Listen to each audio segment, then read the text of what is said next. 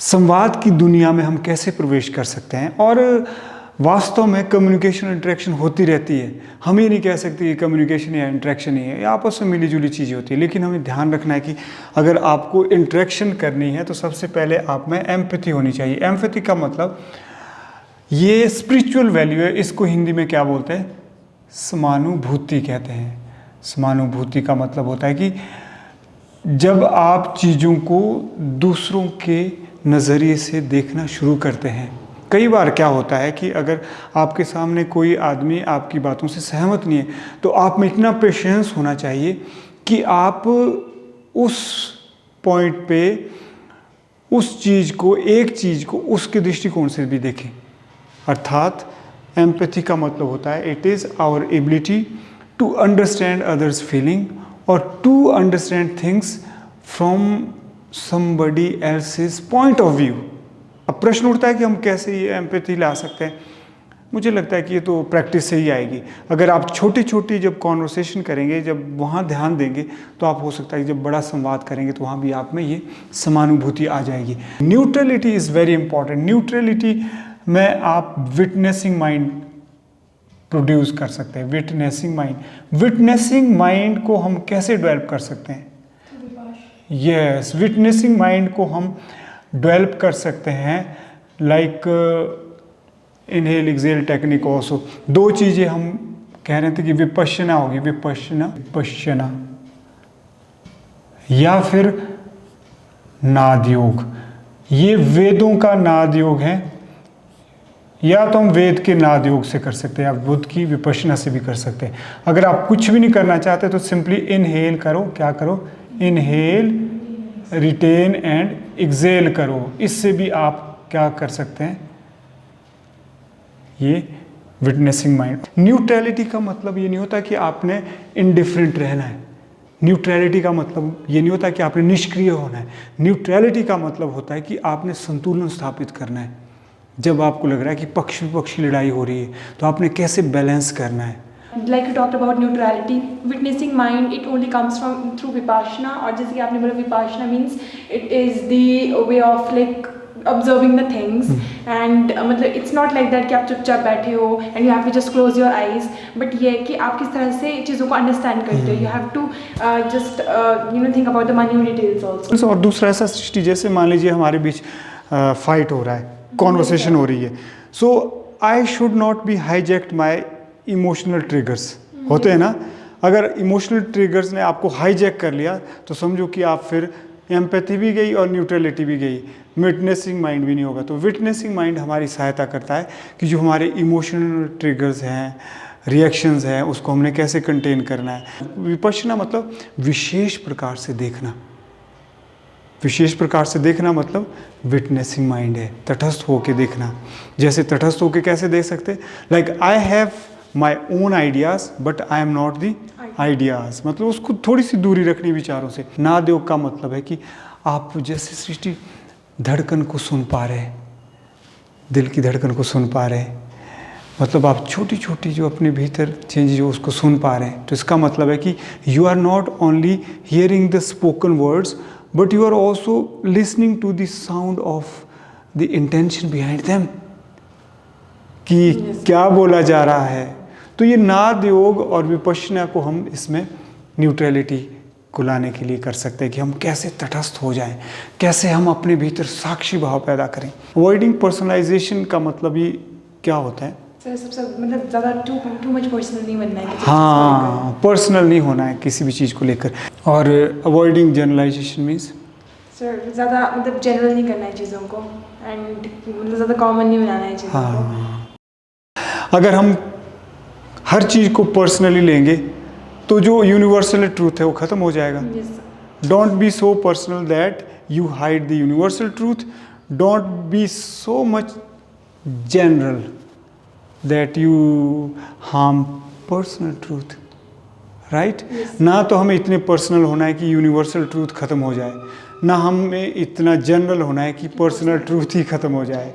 तो ये बैलेंस करना है। ये बहुत सारी छोटी छोटी चीज़ें और बहुत ही इम्पॉर्टेंट है। So sir, what do you think कि जो संवाद है, इंट्रैक्शन है, इन सम वे और अदर वे ये स्पिरिचुअलिटी से कनेक्टेड है? बिल्कुल बिल्कुल करता है संवाद है। आप प्लीज़ बैठिए, बहुत अच्छा प्रश्न पूछा है। जो ये दो चीज़ें हैं ना, अवॉइड पर्सनलाइजेशन। पर्सनलाइजेशन में हमारा जो शास्त्र कहता है ना, शास्त्र मतलब जो लिटरेचर, इंडियन लिटरेचर, वो कहता है कि जब हम वार्तालाप करते हैं तो या तो करते हैं वो जल्प होता है, या होता है वो वितंडा होता है, वितंडा होता है, या होता है फिर वो वाद होता है।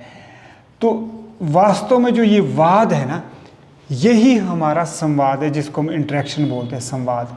तो और जब हम जल्प करते हैं, जल्प का मतलब होता है कि दो आदमी बात कर रहे हैं और अपने अपने विचारों को महिमा मंडन कर रहे हैं, एक दूसरे का खंडन कर रहे हैं। यानी वो क्या कर रहे हैं, वो अपने अपने विचारों को कह रहे हैं कि माय वे हाय वे, मेरे पास ही अंतिम सत्य है, और दूसरे के विचारों का खंडन कर रहे हैं। उसको बोलते हैं जल्प। जल्प मतलब कि वो पर्सनल बहुत ज़्यादा हो रहे हैं और पर्सनलाइजेशन कर रहे हैं। वो क्या कर रहे हैं, जल्प कर रहे हैं। पर्सनलाइजेशन ही तो हुई कि नो आई नो बेटर, मेरा अनुभव तो ये है, मेरा अनुभव ये। तो क्या आपको लगता है संवाद आगे जाएगा? नहीं जाएगा, वो तो अड़ गए। यहाँ पे जो दोनों की, जो दो आदमी की जो लक्ष्य होता है, वो सत्य तक पहुँचने का नहीं होता, बल्कि स्वयं को सत्य सिद्ध करने का होता है, अपने आप को सत्य साबित करने का होता है। और जो वितंडा है ना, जनरलाइजेशन को हम वितंडा इसलिए कहते हैं कि वितंडा का मतलब होता है कि जैसे मान लीजिए कोई विचारधारा है ना, तो अपनी विचारधाराओं को तो कुछ नहीं बोलना, मतलब मेरी कोई विचारधारा नहीं, लेकिन दूसरों की विचारधाराओं का खंडन करना कुतर्क से। वितंडा मतलब है कि दूसरों की जो कोई विचारधारा है ना, उसका खंडन करना कुतर्क देकर। बिल्कुल बिल्कुल, ज़्यादातर तो वितंडा ही है, जल्प और वितंडा चल रहा है। ये जो वाद है ना तीसरा, ये वाद वास्तव में संवाद है। और इसका मतलब होता है कि जब दो व्यक्ति आपस में बात कर रहे हैं तो उनका लक्ष्य है सत्य तक पहुंचना। उनका लक्ष्य है कि वो कहाँ पहुँचे, सत्य तक पहुँचे। तो वो क्या करते हैं, वो वास्तव में उनमें क्या क्या चीज़ें होती है, उनमें एम्पैथी भी होती है, उनमें न्यूट्रलिटी भी होती है, और वो ये भी अवॉइड करते हैं, पर्सनलाइजेशन भी अवॉइड करते हैं, जनरलाइजेशन भी अवॉइड करते हैं। और वाद को, संवाद को, इसीलिए आपने प्रश्न पूछा कि क्या ये आध्यात्मिक मूल्य है? बिल्कुल है, ये आध्यात्मिक मूल्य। इसीलिए क्यों हो सकता है संवाद आध्यात्मिक मूल्य, बताओ आप क्यों संवाद को आध्यात्मिक मूल्य मान सकते? यस, इसीलिए क्योंकि अगर आप स्वयं से संवाद करेंगे तो क्या होगा, आप स्वयं को जानना शुरू करेंगे, आप में आत्मबोध होगा, खुद को समझेंगे कि मैंने यहाँ गलत कही, मैं यहाँ गलत कही, यहाँ सही कही। और इसीलिए श्री कृष्ण भी क्या कहते हैं, श्री कृष्ण कहते हैं कि अध्यात्म विद्या विद्यानाम वाद प्रवत्ताहम, कि जो आप सत्य तक पहुँचने के लिए तर्क वितर्क करते हैं, वो संवाद मैं ही हूँ, अर्थात वो ईश्वर है जो संवाद किया जाता है। और ये बात भी सही है, किस लिए? क्योंकि संवाद से आप सेल्फ रियलाइजेशन की ओर जा सकते हैं। संवाद मीन्स जब आप अपने से संवाद करोगे, बात करोगे, तो अपना आपको आत्मबोध जागृत हो जाएगा कि मैं क्या कर रही हूँ, क्या करना चाहिए, क्या नहीं कर रही हूँ। तो यही तो हो गया, इसी को ही तो संवाद कहते हैं। ये जो मैंने आपसे कहा कि अध्यात्म विद्या विद्यानाम वाद प्रवत्ताहम, अर्थात जो अध्यात्म विद्या है ना, वो सबसे बड़ी विद्या है। तो कृष्ण कहते हैं कि सारी विद्याओं में मैं अध्यात्म विद्या हूँ, और मैं जो तर्क करते हैं आप सत्य तक पहुँचने के लिए, उसमें क्या हूँ, मैं संवाद हूँ, यानी वाद हूँ। तो वास्तव में संवाद एक स्पिरिचुअल वैल्यू है। कैसे स्पिरिचुअल वैल्यू? क्योंकि अगर आप संचार कर रहे हैं तो ज़रूरी नहीं कि आप सत्य तक पहुंच जाएं, और ये ज़रूरी नहीं कि आप एक दूसरे से कनेक्ट करें, यह ज़रूरी नहीं कि आप सोशली कुछ प्रोड्यूस करें, क्रिएटिव करें। If you want that you should improve your communication, it should become interaction. तो इन चीज़ों का आपको ध्यान रखना पड़ेगा। पहली चीज़ क्या है? एम्पैथी। एम्पैथी का मतलब है सहानुभूति। किस समानुभूति? समानुभूति। ये भी स्पिरिचुअल वैल्यू है। इसका मतलब है कि हमें दूसरों के पॉइंट ऑफ व्यू से, दूसरों के नज़रिए से भी चीज़ों को देखना आना चाहिए। अपने भीतर क्षमता विकसित करनी है अगर हम चाहते हैं कि हमारी इंटरेक्शन हो। और दूसरा क्या था? न्यूट्रलिटी। न्यूट्रलिटी का मतलब होता है कि न्यूट्रलिटी का मतलब ये नहीं होता कि आप इनडिफरेंट हो जाओ चीज़ों के प्रति। न्यूट्रलिटी का मतलब होता है कि कहीं ना कहीं आप पक्ष विपक्ष का ध्यान रखें, लेकिन निष्पक्ष होने की कोशिश करें। और निष्पक्ष होने के लिए अध्यात्म हमारी सहायता करता है, और अध्यात्म का मतलब होता है कि विटनेसिंग माइंड हमें पैदा करना है। और विटनेसिंग माइंड का मतलब यह होता है कि हमें ज़्यादा अपने विचारधारा से चिपकना नहीं चाहिए। कई बार क्या होता है कि हमें लगता है कि हमारे पास ही सत्य है, दूसरे के पास सत्य नहीं है, हमारे पास ही अंतिम सत्य, दूसरों के पास सत्य नहीं है।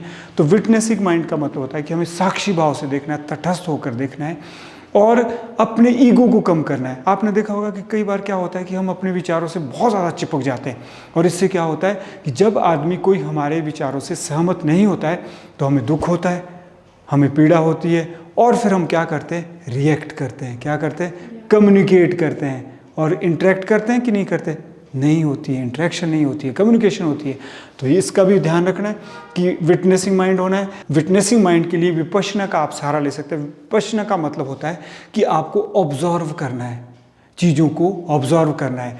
Like you should observe your sensations and thoughts rise and pass with a witnessing mind. Vipassana का मतलब ही होता है कि you should observe your sensations and thoughts when they are coming and going with a witnessing mind. अर्थात विपश्यना का मतलब होता है कि अपने भीतर जो विचार है ना, प्रैक्टिस करते रहेंगे ना। अगर आप बोलने से पहले अगर आप यह देखते रहेंगे कि मेरे भीतर विचार आ रहे हैं, जा रहे हैं, और एक साक्षी भाव पैदा करेंगे, तो सृष्टि, क्या आपको नहीं लगता है कि जब आपको बोलना है वहाँ काम आएगा, वहाँ भी काम आएगा। कैसे काम आएगा, you will not be hijacked by your emotional triggers. जब आप चुपके से घर पे बैठे कई बार यह साक्षी भाव प्रयोग करेंगे। विपश्यना का मतलब है कि विशेष प्रकार से देखना। विशेष प्रकार से देखना मतलब विचार आया और गया और गया, आया और गया, तो समझो कि आप क्या करेंगे, आप न्यूट्रलिटी पैदा करनी शुरू कर देंगे, यानी विटनेसिंग माइंड डेवलप करना शुरू कर देंगे। या फिर नाद योग। नाद योग का मतलब होता है, वेद कहते हैं कि नाद मतलब शब्द, योग मतलब उसको सुनना है। यानी जो आपके भीतर छोटे से छोटी आवाज़, जो साउंड है ना, उसको भी सुनने की कोशिश करो। जैसे दिल धड़क रहा है, जैसे ब्लड सर्कुलेशन हो रही है, जैसे हमारी जो आर्टरीज होती हैं उसको क्या बोलते हैं हम, धमनियाँ होती हैं। आर्टरीज जो होती है वो ऑक्सीजनेटेड ब्लड को हाई ब्लड प्रेशर पे जो है शरीर के अंग अंग तक भेजती है कि नहीं भेजती है।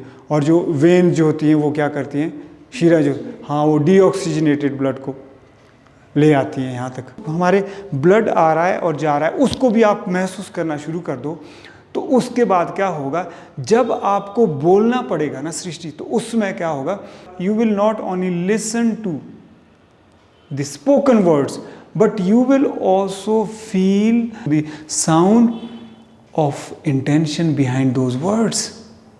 यानी एक हो गया कि जैसे मैंने आपसे कहा कि Srishti get out of the classroom, तो हो सकता है मैं प्यार से कह रहा हूं, तो आपको इंटेंशन पता चल गई ना